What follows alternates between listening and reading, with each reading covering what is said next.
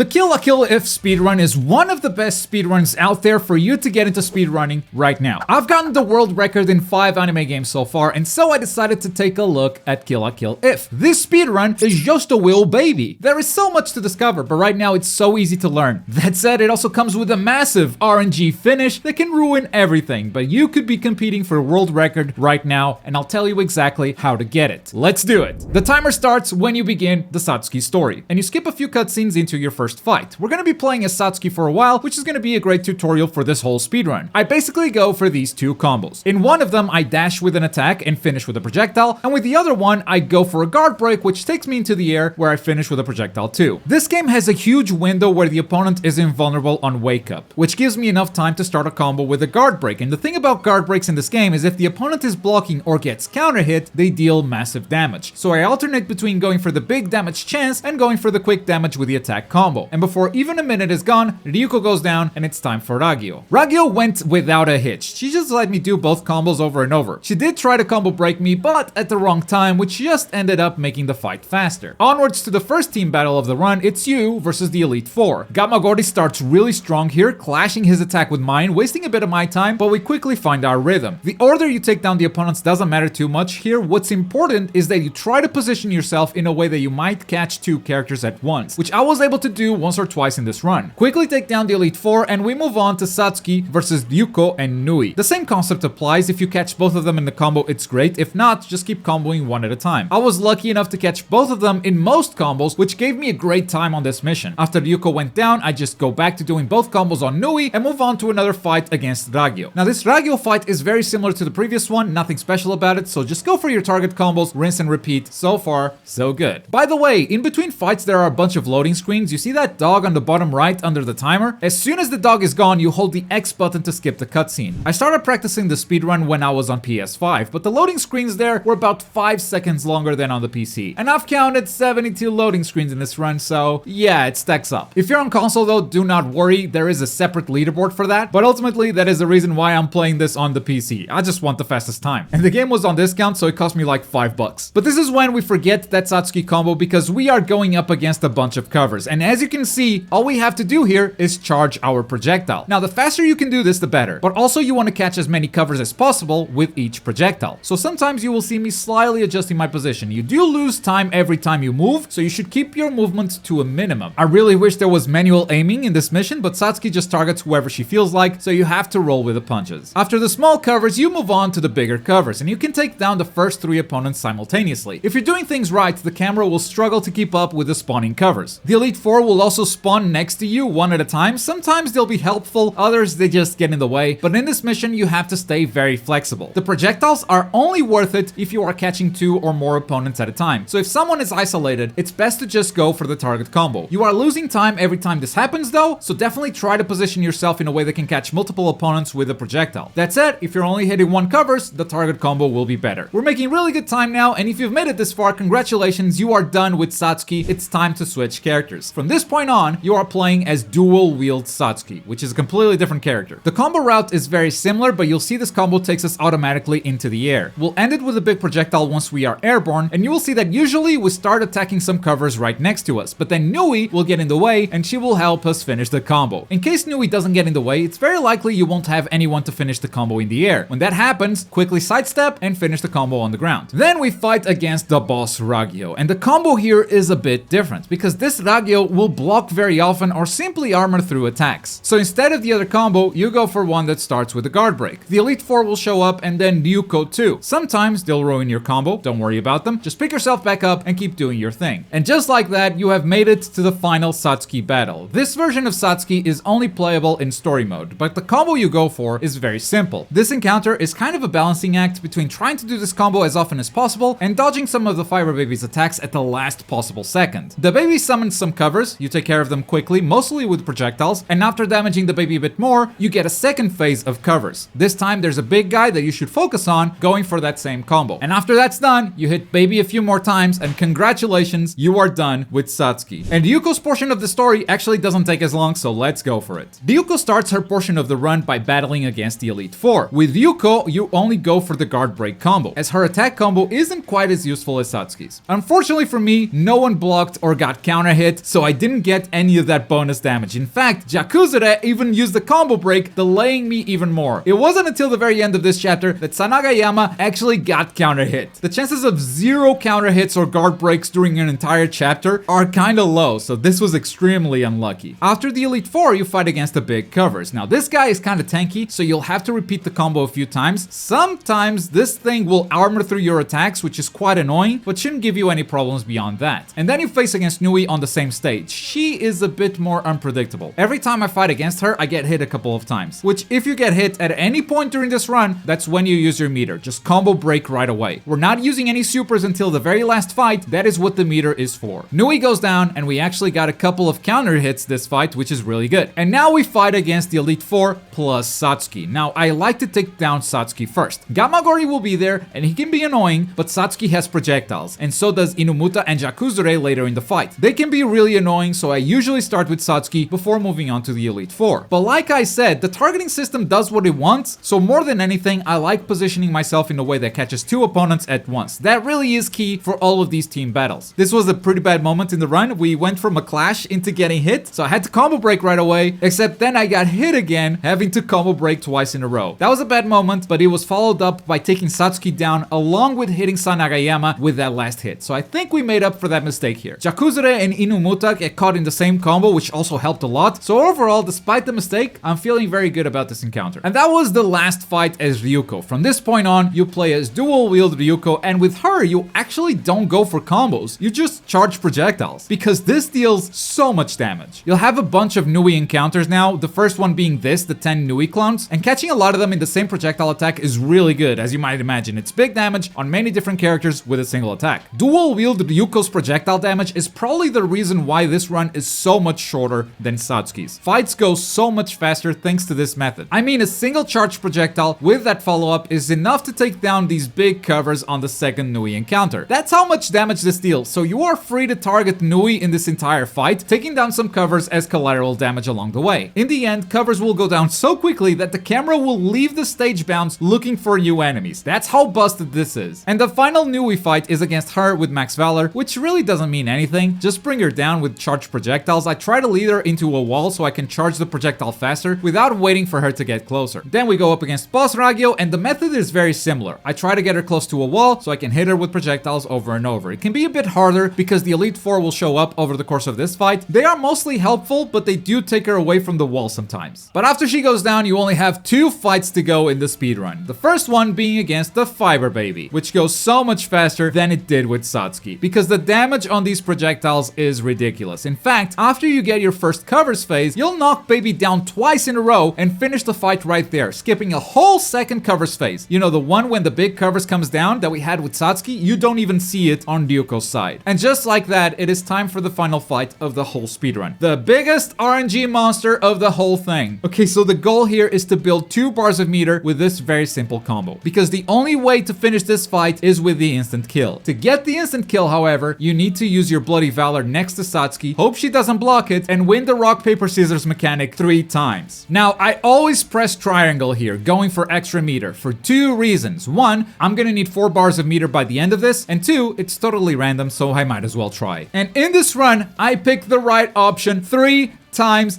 in a row. Perfect RNG, baby. All that is left is to deliver that final blow, and we already have the 4 bars of meter. And I can't believe that clashed. I actually hit Satsuki there, but she was also attacking, so the attacks clashed with each other, and there was no priority on the instant kill. Super unlucky. This means we're gonna have to build another 4 bars of meter, but this RNG was so good that the run is by no means dead. So we hurry up, build it back up with that same combo I told you guys about, and Satsuki blocks the instant kill! My luck has completely run out right before the end of the run. We pick ourselves back up, we build another 4 bars, and Satsuki actually catches us in a combo. I could break out of this, but that would cost meter and give me a huge meter penalty, so I have to take it. It deals a ton of damage. I cannot get caught by another one of these. Instant kill, another block. Satsuki, please, build 4 bars once more, and this time I wait for her to get closer, and finally it connects. The timer stops as soon as this cutscene begins, and folks, this is a brand new world record. You can block my instant kills, but you cannot block my world record, damn it! That's 6 anime speedrun world records, baby, but as you can see, the tech is pretty basic, and the run isn't very long, which makes it perfect if you just want to get into speedrunning. Sub 36 minutes is definitely possible, as you've just seen, but I think with some improvements, we can even get it below 35. You could be the one to do it, so best of luck. And shoutouts to Risk Restar, because I watched their run a lot when I got started. A lot of the tech I got from their run. And shoutouts to Iloda for beating my world record while I was editing this video. So I had to beat his time and essentially start over. Wait, he did it again? God! But if you enjoyed this video, check out my previous speedrun, which was the Bardock DLC of Dragon Ball Z Kakarot. Thanks for watching. Bye.